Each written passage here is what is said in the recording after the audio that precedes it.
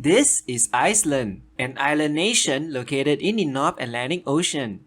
Iceland is also one of the 12 founding members of NATO, a military alliance established against the former Soviet Union.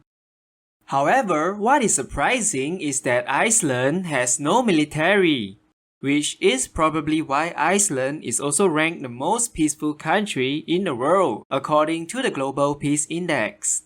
Throughout history, Iceland has always relied on other countries for security, from the Kingdom of Norway during the Middle Ages to the United States via the Iceland Defense Force, and in present day, NATO.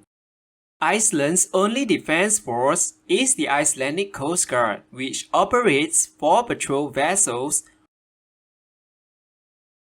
1 maritime patrol aircraft, and 3 helicopters. The Coast Guard is a civilian organization, but the closest you can get here in Iceland to a military. The Icelandic Coast Guard had various engagements with the British Royal Navy over fishing rights during the Cold Wars. Yep, you heard that right. Not the Cold War.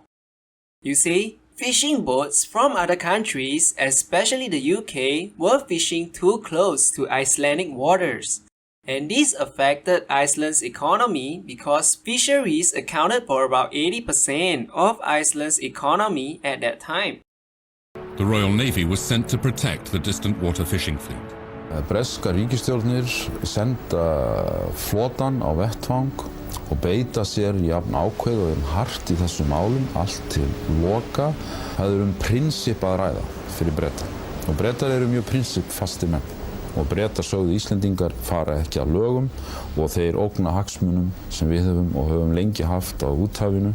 This conflict eventually resulted in the establishment of the 200 nautical mile exclusive economic zone, which became an international law under the UN Convention on the Law of the Sea. Additionally, Iceland also has a special police unit, commonly known as Viking Squad. Iceland's air defense is supported by combat aircraft from other NATO allies on a rotational basis.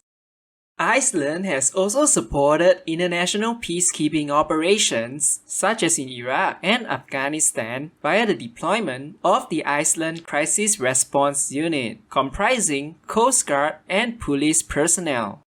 So how did Iceland, a country with no military, become one of the 12 founding members of NATO? You see, this is due to Iceland's geographical location.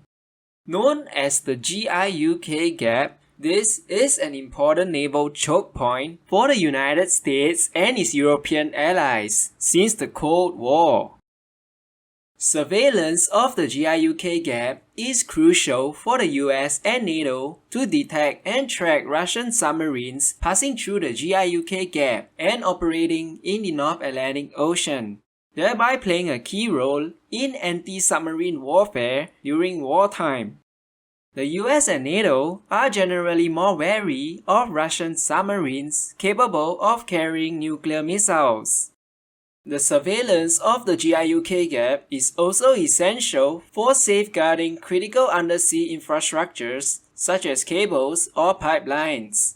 The stretch of the North Atlantic is filled with 80 drilling platforms, thousands of miles of pipelines, and the maze of internet and telecom lines that stretch from Europe to America. After the sabotage of the Nord Stream gas pipelines last September highlighted the potential for such attacks, NATO stepped up its assistance.